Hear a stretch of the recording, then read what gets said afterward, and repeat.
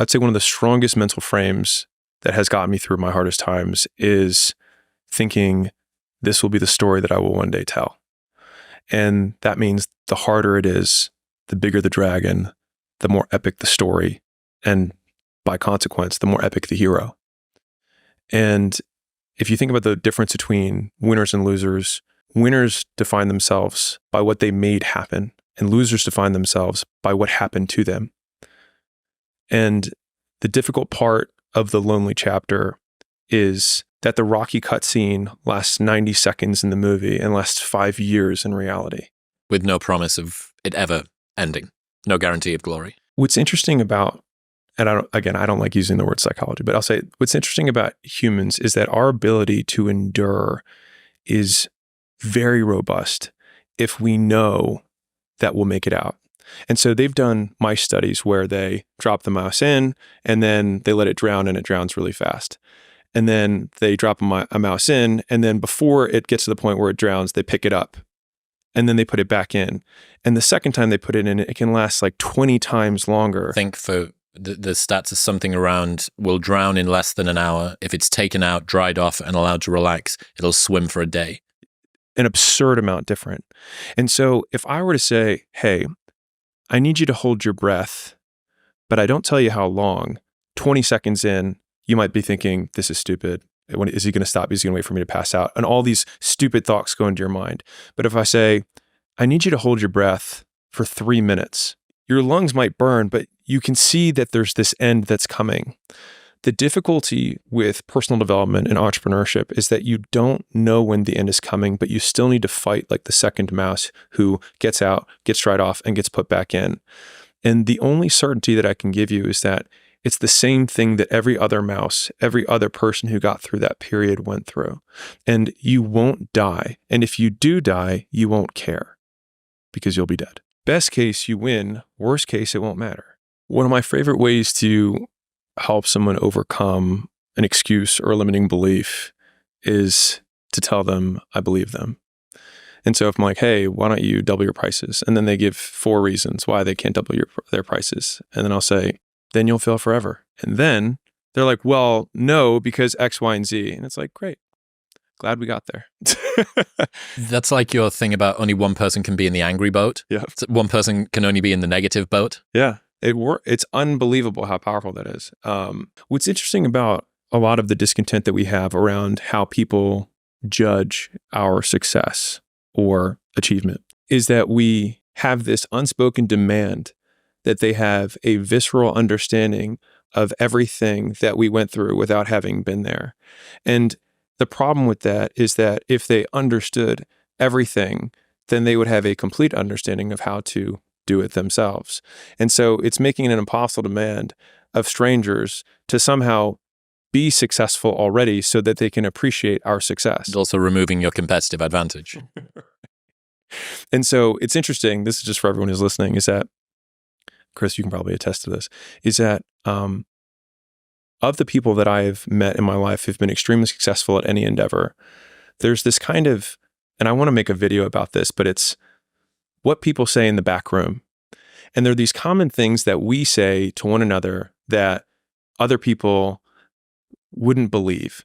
So we're like, they just don't get how much actual work it is to do a podcast like this.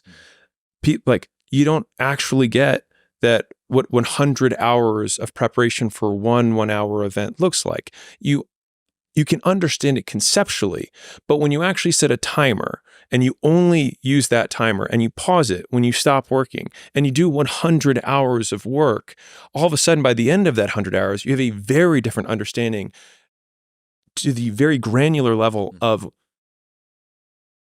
what it takes to be great at anything. And that's 100 hours, not 10,000 hours, but 100 hours with feedback. And so everyone's like in the back room, they want this magic pill. They want to know the secret, but there is no secret. It's just hard work. But I think the thing that everyone who's listening lacks is the context on how hard work is, not in that it's complex, but just in that it's a continuous and unending focus on one thing and noticing the details that separate mediocrity from greatness. And if you're like, I don't know what the difference between those two things is, that is the opportunity that hard work reveals, is that it takes watching 10 hours of you presenting and then taking notes at every time that you say, or that a transition between slides is unclean, or that the audience kind of gets lost there because I can see that there's no reactions to that. I should probably add a visual there.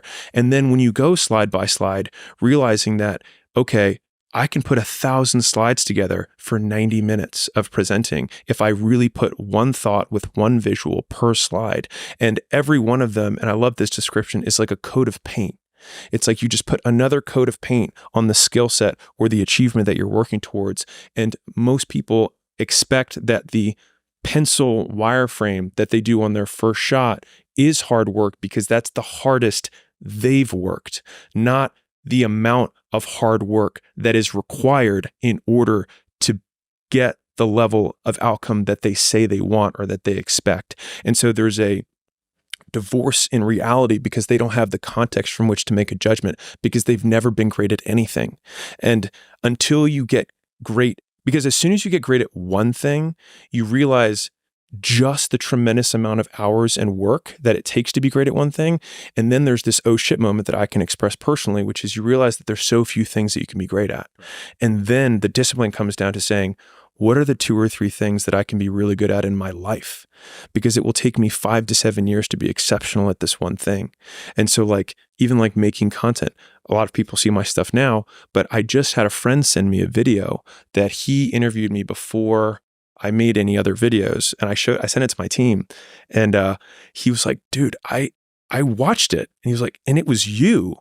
But then I covered the face, and he was like, I mean, it's your voice, but he's like, your clarity of thinking wasn't there in the way that you articulated. And the thing is it's if to the untrained eye, to a beginner, they look at that video and they look at my current videos and say, I don't get why he blew up because it's the same dude. But the master or the expert level can say, I can give you 100 different things that could have been better about his now or his old videos compared to his now videos. And it's the granularity of that feedback that allows you to see the discrepancy between your current and your desired. And I think that once you actually give yourself the reality glasses, not the woe is me glasses, but think, no, really, if I had to do this, what are all of the things that I would have to improve? Then you see how incredibly long that list is. And then you take this deep breath, and that list is the hard work. It's starting at the top and then wanting to cross the first one off after your first day, but then realizing you still haven't done it well enough to cross it off. And you're like, wait, I have to do another day and I still haven't, quote, made a dent in this list. And then you do it another day and a third day and a fifth day and a fifth week. And then all of a sudden you're like, okay, I think I've got the first one done. And then you still look at this list, but along the way of doing that first one, you realize 20 other things that you could add to that list. For every one that you cross off, you create 10 more because you start to win in the weeds. You start to look at a higher resolution. And that's the never-ending cycle of excellence.